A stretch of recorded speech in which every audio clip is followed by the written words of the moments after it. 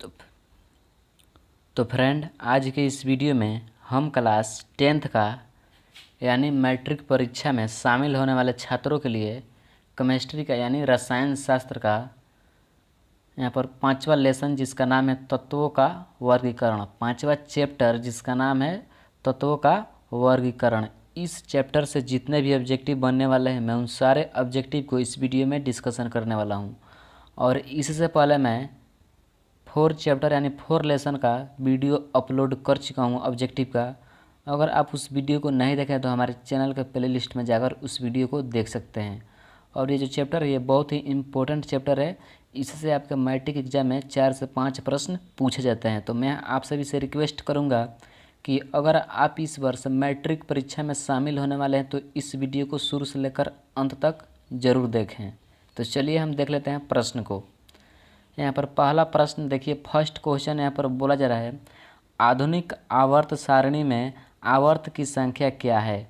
आधुनिक आवर्त सारणी में आवर्त की संख्या क्या है। और ये जो प्रश्न है बोर्ड मॉडल प्रश्न है और 2019 एग्जाम में पूछा हुआ प्रश्न है।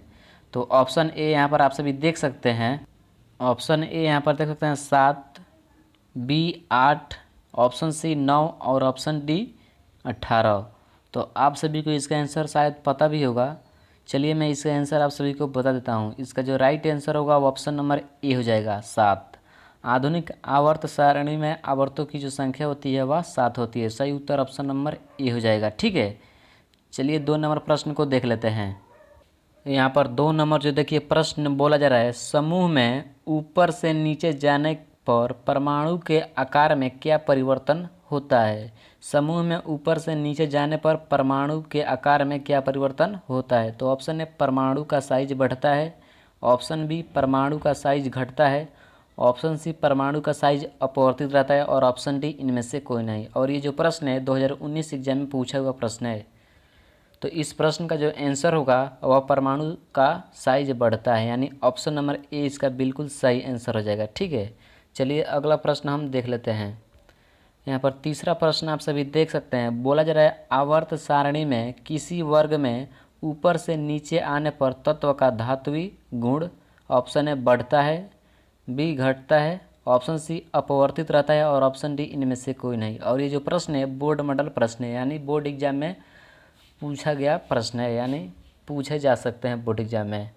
तो यहाँ पर 3 नंबर जो प्रश्न है इसका जो आंसर होगा वह बढ़ता है, यानी ऑप्शन नंबर ए इसका बिल्कुल सही उत्तर हो जाएगा। चलिए अगला प्रश्न यहाँ पर आप सभी देख सकते हैं, बोला जा रहा है चौथा प्रश्न यानी 4 नंबर प्रश्न, वर्ग एक के तत्व कहलाते हैं। वर्ग एक के तत्व कहलाते हैं, ऑप्शन है संक्रमण तत्व, बी क्षार धातुएं, ऑप्शन सी क्षारीय मृदा धातुएं और ऑप्शन डी लेथेनाइड्स। ठीक है, लेथेनाइड्स। और ये जो प्रश्न है बोर्ड मॉडल प्रश्न है, आप सब यहाँ पर देख सकते हैं। तो इस प्रश्न का जो बिल्कुल सही उत्तर होगा वह क्षार धातुएं। वर्ग एक के तत्व कहलाते हैं तो क्षार धातुएं, यानी ऑप्शन नंबर बी बिल्कुल इसका सही उत्तर हो जाएगा। चलिए अगला प्रश्न को हम देख लेते हैं। यहाँ पर 5 नंबर जो प्रश्न देखिए, बोला जा रहा है द्वितीय आवर्त में तत्वों के लिए कौन सा सेल वाहनतम सेल है। द्वितीय आवर्त में तत्वों के लिए कौन सा सेल वाहनतम सेल है। तो ऑप्शन है K shell, B L shell, option C M shell और ऑप्शन डी एन सेल। तो 5 का जो सही उत्तर यानी बिल्कुल सही उत्तर जो हो जाएगा वो ऑप्शन नंबर यहाँ पर सी हो जाएगा, एम सेल। चलिए अगला प्रश्न को हम देख लेते हैं। यहाँ पर 6 नंबर जो प्रश्न देखिए, बोला जा रहा है 1 पीएम यानी पिकोमीटर बराबर होता है। ये प्रश्न आपको याद नहीं होगा, मैं गारंटी के साथ कहता हूँ। बोला जा रहा है 1 पीएम यानी पिकोमीटर बराबर होता है तो कितना होता है। ऑप्शन ए 10 के पावर 12 मीटर, बी 10 के पावर 10 मीटर, ऑप्शन सी 10 के पावर 12 और ऑप्शन डी यहाँ पर देख सकते हैं 10 के पावर 4 यानी 4। ठीक है, तो ये जो प्रश्न है देखिए यहाँ पर 2017 एग्जाम में पूछा हुआ प्रश्न है। तो 6 नंबर जो प्रश्न है इसका जो सही उत्तर होगा वो ऑप्शन यहाँ पर ए हो जाएगा, 10 के पावर 12 मीटर, यानी बिल्कुल सही उत्तर जो होगा ऑप्शन ए हो जाएगा। चलिए यहाँ पर 7 नंबर जो प्रश्न देखिए, बोला जा रहा है आधुनिक आवर्त सारणी में 36 कतारों की संख्या है। आधुनिक आवर्त सारणी में 36 कतारों की संख्या है तो कितनी है। ऑप्शन है 18, बी 7, ऑप्शन सी 16 और ऑप्शन डी 10।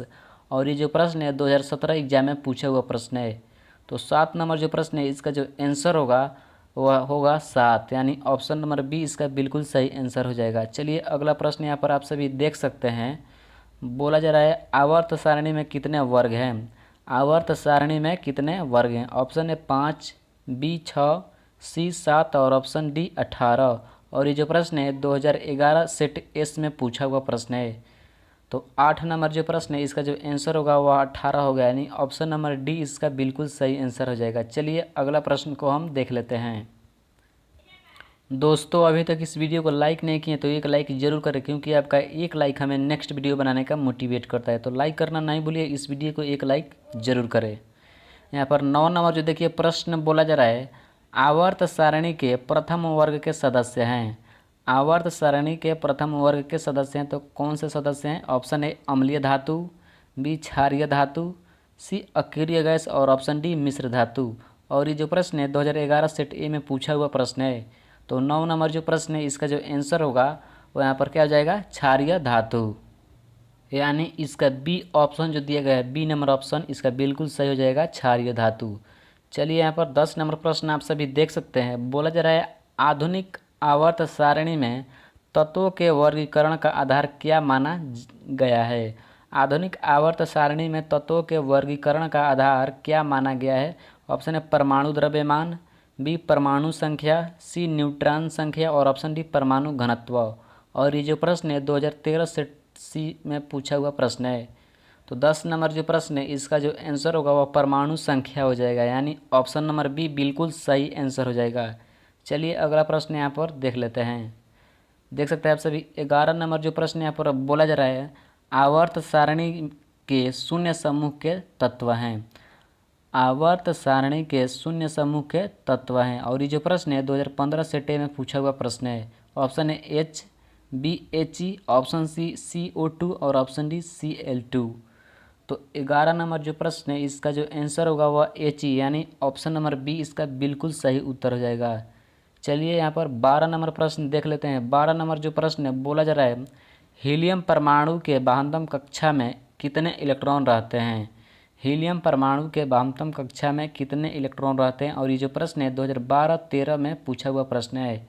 तो ऑप्शन है 1, बी 2, सी 3 और ऑप्शन डी बोला जा रहा है 4। तो 12 नंबर प्रश्न का जो बिल्कुल सही उत्तर होगा वह 2 होगा, यानी ऑप्शन नंबर बी इसका राइट आंसर हो जाएगा। चलिए हम अगला प्रश्न को देख लेते हैं। यहाँ पर आप सभी 13 नंबर जो प्रश्न है इसे देख सकते हैं। बोला जा रहा है अक्रिय तत्व कौन है। अक्रिय तत्व कौन है। ऑप्शन है C, B He, option C Au और ऑप्शन डी H। और ये जो प्रश्न है 2011 सेट एस में पूछा हुआ प्रश्न है। तो इस प्रश्न का जो बिल्कुल आंसर होगा वह He, यानी ऑप्शन नंबर इसका बी बिल्कुल सही आंसर हो जाएगा। चलिए यहाँ पर 14 नंबर जो प्रश्न देख सकते हैं आप सभी। बोला जा रहा है आधुनिक आवर्त सारणी के वर्ग 2 के तत्व कहलाते हैं। आधुनिक आवर्त सारणी के वर्ग 2 के तत्व कहलाते हैं। तो क्या कहलाते हैं। ऑप्शन है मृदा धातुएं, बी हैलोजन, सी क्षारीय धातुएं और ऑप्शन डी इनमें से कोई नहीं। तो इस प्रश्न का जो आंसर होगा वह मृदा धातु, यानी फर्स्ट यानी पहला ऑब्जेक्टिव जो है इसका जो पहला आंसर है ऑप्शन है ए, यह बिल्कुल सही उत्तर हो जाएगा, मृदा धातुएं। चलिए हम अगला प्रश्न को देख लेते हैं। यहाँ पर देखिए बोला जा रहा है 15 नंबर प्रश्न चतुर्थ आवर्त में तत्वों की संख्या है। चतुर्थ आवर्त में तत्वों की संख्या जो है वह कितनी है। ऑप्शन है 18, बी 7, ऑप्शन सी 17 और ऑप्शन डी 18। तो 15 नंबर जो प्रश्न है इसका जो सही उत्तर होगा वो ऑप्शन नंबर ए हो जाएगा, 18। चलिए हम अगला प्रश्न यहाँ पर देख लेते हैं। बोला जा रहा है आधुनिक आवर्त सारणी के षष्ठम आवर्त में तत्वों की संख्या होगी। आधुनिक आवर्त सारणी में षष्ठम आवर्त में तत्वों की संख्या होगी। ऑप्शन है 7, बी 18, सी 32 और ऑप्शन डी बोला जा रहा है 10। तो इस प्रश्न का जो आंसर होगा वो यहाँ पर किया जाएगा तो 32, यानी ऑप्शन नंबर सी बिल्कुल सही उत्तर हो जाएगा। चलिए हम अगला प्रश्न को देख लेते हैं। यहाँ पर देखिए बोला जा रहा है वर्ग 2 के तत्व कहलाते हैं। वर्ग 2 के तत्व कहलाते हैं। यह प्रश्न आगे भी आया था। ऑप्शन है क्षारीय मृदा धातुएं, बी संक्रमण तत्व, सी निष्क्रिय गैस और ऑप्शन डी इनमें से कोई नहीं। तो इस प्रश्न का जो बिल्कुल आंसर होगा वो ऑप्शन नंबर ए यानी मृदा धातु है। यानी 17 नंबर जो प्रश्न है इसका जो बिल्कुल आंसर ऑप्शन ए हो जाएगा, क्षारीय मृदा धातुएं। चलिए यहाँ पर 18 नंबर प्रश्न को हम देख लेते हैं। 17 का जो आंसर होगा वो ऑप्शन नंबर ए हो जाएगा। ठीक है, यहाँ पर 18 नंबर जो प्रश्न देखिए बोला जा रहा है वर्ग 17 के तत्व कहलाते हैं। वर्ग 17 के तत्व कहलाते हैं तो क्या कहलाते हैं? ऑप्शन ए मृदा धातुएं, बी हैलोजन, सी निष्क्रिय गैस और ऑप्शन डी इनमें से कोई नहीं। तो 18 नंबर जो प्रश्न है इसका जो बिल्कुल आंसर होगा वो ऑप्शन नंबर बी यानी हैलोजन। वर्ग 17 के तत्व को क्या कहते हैं? तो हैलोजन कहते हैं। सही उत्तर ऑप्शन नंबर यहाँ पर बी हो जाएगा। चलिए हम अगला प्रश्न को देख लेते हैं। यहाँ पर आप सभी देख सकते हैं स्क्रीन पर 19 नंबर जो प्रश्न बोला जा रहा है वर्ग 1, 2 और 13 से 17 तक के सभी तत्व कहे जाते हैं। वर्ग 1, 2 और 13 से 17 तक के सभी तत्व कहे जाते हैं तो क्या कहा जाता है? यहाँ पर देखिए पिनिकोजन, बी चाकोलेन, ऑप्शन सी प्रतिनिधित्व तत्व और ऑप्शन डी क्षार धातु हैं। तो इस प्रश्न का जो आंसर होगा वो यहाँ पर प्रतिनिधि तत्व कहलाते हैं, यानी ऑप्शन नंबर इसका बिल्कुल सी सही उत्तर हो जाएगा। यहाँ पर 20 नंबर जो देखिए प्रश्न बोला जा रहा है आधुनिक आवर्त सारणी बट्टी है। आधुनिक आवर्त सारणी बट्टी है तो कितने ब्लॉकों में बटी हुई है? ऑप्शन है 5 ब्लॉकों में, बी 3 ब्लॉकों में, सी 6 ब्लॉकों में और ऑप्शन डी 4 ब्लॉकों में। तो 20 नंबर जो प्रश्न है ये बहुत ही इम्पोर्टेंट प्रश्न है और इसका जो बिल्कुल करेक्ट आंसर होगा वो ऑप्शन नंबर डी हो जाएगा, यानी 4 ब्लॉकों में। सही उत्तर ऑप्शन नंबर डी हो जाएगा। चलिए हम अगला प्रश्न को देख लेते हैं। 21 नंबर जो यहाँ पर प्रश्न देखिए बोला जा रहा है समूह में ऊपर से नीचे आने पर धात्विक प्रवृत्ति ऑप्शन ए घटती है, बी बढ़ती है, सी सामान्य रहती है और ऑप्शन डी इनमें से कोई नहीं। तो इस प्रश्न का जो बिल्कुल सही उत्तर होगा वह बढ़ती है, यानी ऑप्शन नंबर बी बिल्कुल सही आंसर हो जाएगा। उसके बाद यहाँ पर 22 नंबर जो प्रश्न बोला जा रहा है जर्मेनियम आर्सेनिक तत्व क्या है? जर्मेनियम आर्सेनिक तत्व क्या है? ऑप्शन है धातु है, बी हैलोजन है, ऑप्शन सी उपधातु है और ऑप्शन डी इनमें से कोई नहीं। तो इस प्रश्न का जो बिल्कुल आंसर होगा वो ऑप्शन नंबर सी यानी उपधातु हैं। चलिए हम अगला प्रश्न देख लेते हैं। यहाँ पर देख सकते हैं बोला जा रहा है एम कोश में इलेक्ट्रॉनों की अधिकतम संख्या क्या होगी? एम कोश में इलेक्ट्रॉनों की अधिकतम संख्या जो होती है वह क्या होती है? ऑप्शन है 8, बी 18, सी 2 और ऑप्शन डी इनमें से कोई नहीं। तो इस प्रश्न का जो बिल्कुल सही उत्तर होगा वह 18 यानी ऑप्शन नंबर बी बिल्कुल सही आंसर हो जाएगा। उसके बाद 24 नंबर प्रश्न यहाँ पर देख सकते हैं बोला जा रहा है मेंडलीफ ने अपनी आवर्त सारणी तैयार करने के लिए कौन सा मापदंड अपनाया? मेंडलीफ ने अपनी आवर्त सारणी तैयार करने के लिए कौन सा मापदंड अपनाया? ऑप्शन है परमाणु संख्या, बी न्यूट्रॉन संख्या, सी परमाणु द्रव्यमान और ऑप्शन डी मोल संख्या। तो इस प्रश्न का जो बिल्कुल आंसर होगा वो ऑप्शन नंबर यहाँ पर सी हो जाएगा, परमाणु द्रव्यमान। ठीक है, सही उत्तर ऑप्शन नंबर यहाँ पर सी हो जाएगा। चलिए हम अगला प्रश्न को देख लेते हैं। यहाँ पर 25 नंबर जो देखिए प्रश्न बोला जा रहा है आधुनिक आवर्त सारणी के समूह में ऊपर से नीचे जाने पर कोषों की संख्या ऑप्शन है स्थिर रहती है, बी घटती है, सी बढ़ती है और ऑप्शन डी इनमें से कोई नहीं। तो इस प्रश्न का जो बिल्कुल आंसर होगा वो ऑप्शन इसका सी हो जाएगा, यानी बढ़ती है। चलिए हम अगला प्रश्न को देख लेते हैं। यहाँ पर 26 नंबर जो देखिए प्रश्न बोला जा रहा है किसी आवर्त में बाईं ओर से दाईं ओर बढ़ने पर कोषों की संख्या ऑप्शन ए बढ़ता है, बी घटता है, सी स्थिर रहता है और ऑप्शन डी अस्थिर रहता है। तो 26 नंबर जो प्रश्न है इसका जो बिल्कुल आंसर होगा वह ऑप्शन सी हो जाएगा, स्थिर रहता है। ठीक है, ना बढ़ता है ना घटता है, स्थिर रहता है। सही उत्तर ऑप्शन नंबर क्या हो जाएगा? सी हो जाएगा। चलिए हम अगला प्रश्न यहाँ पर देख सकते हैं आप सभी स्क्रीन पर क्या बोला जा रहा है। अगला प्रश्न आवर्त सारणी में धातुएं किस ओर स्थित होती है? आवर्त सारणी में धातुएं किस ओर स्थित रहती हैं? तो ऑप्शन ए बाईं ओर, बी दाईं ओर, सी मध्य में और ऑप्शन डी सभी स्थानों पर। तो इस प्रश्न का जो आंसर होगा वो ऑप्शन नंबर ए हो जाएगा, बाईं ओर। आवर्त सारणी में धातुएं किस ओर स्थित रहती हैं, तो बाईं ओर। सही उत्तर ऑप्शन नंबर ए हो जाएगा। उसके बाद यहाँ पर 28 नंबर जो प्रश्न देखिए, बोला जा रहा है आवर्त सारणी के किस ओर अधातुएं स्थित होती है। आवर्त सारणी के किस ओर अधातुएं स्थित होती है, तो ऑप्शन है दाईं ओर, बी बाईं ओर, सी मध्य में यानी बीच में, और ऑप्शन डी सभी स्थानों पर। तो ये जो प्रश्न है, इस प्रश्न का जो बिल्कुल आंसर होगा वो ऑप्शन नंबर ए हो जाएगा, दाईं ओर। ठीक है, सही उत्तर ऑप्शन नंबर ए हो जाएगा, दाईं ओर। चलिए हम अगला प्रश्न को देख लेते हैं। यहाँ पर 29 नंबर जो प्रश्न बोला जा रहा है, दूसरे आवर्त में कितने तत्व हैं। दूसरे आवर्त में कितने तत्व हैं। ऑप्शन है 2, बी 8, सी 18 और ऑप्शन डी 32। तो 29 नंबर जो प्रश्न है, इसका जो बिल्कुल आंसर होगा वो ऑप्शन नंबर क्या हो जाएगा, बी हो जाएगा, यानी 8। सही उत्तर ऑप्शन नंबर बी हो जाएगा। उसके बाद यहाँ पर 30 नंबर जो प्रश्न आप सभी स्क्रीन पर देख सकते हैं, बोला जा रहा है आवर्त सारणी में बाईं से दाईं ओर जाने पर प्रवृत्तियों के बारे में कौन सा कथन असत्य है, यानी गलत है। आवर्त सारणी में बाईं से दाईं ओर जाने पर प्रवृत्तियों के बारे में कौन सा कथन असत्य है, यानी गलत है। ऑप्शन है तत्वों की धात्विक प्रवृत्ति घटती है, बी संयोजकता इलेक्ट्रॉनों की संख्या बढ़ती है, सी इलेक्ट्रॉन त्याग करने की प्रवृत्ति बढ़ती है, और ऑप्शन डी ऑक्साइड अम्लीय होते हैं। तो इस प्रश्न का जो बिल्कुल सही उत्तर होगा वो ऑप्शन नंबर यहाँ पर सी हो जाएगा, यानी इलेक्ट्रॉन त्याग करने की प्रवृत्ति जो है वह बढ़ती है। ये जो ऑप्शन है यह गलत ऑप्शन है। चलिए हम अगला प्रश्न को यहाँ पर देख लेते हैं। 30 का सही उत्तर ऑप्शन नंबर सी हो जाएंगे। ठीक है, चलिए हम अगला प्रश्न को देख लेते हैं।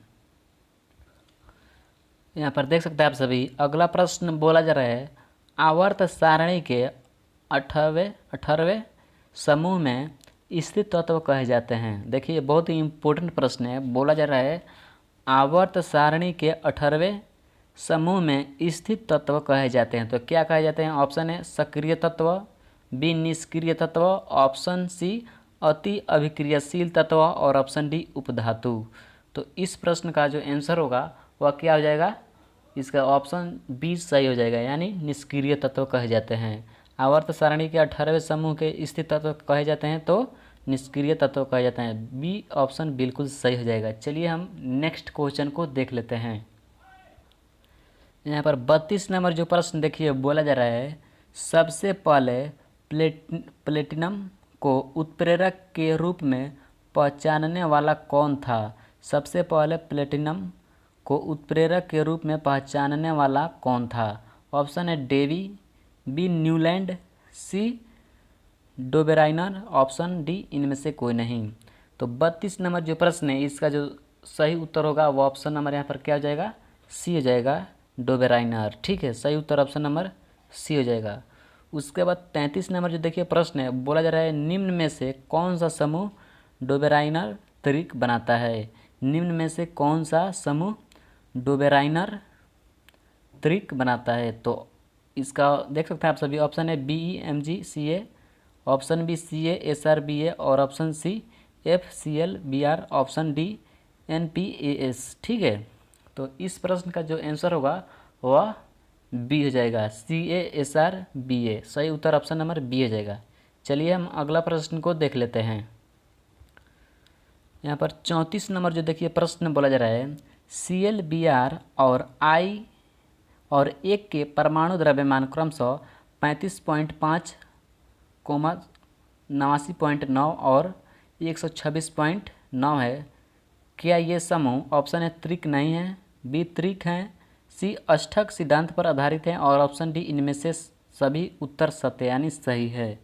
तो 34 नंबर जो प्रश्न है, यहाँ पर देखिए ये बहुत ही इम्पोर्टेंट प्रश्न है। बोला जा रहा है ClBr और 1 के परमाणु क्रमशः 35.5, 79.9 और 126.9 हैं।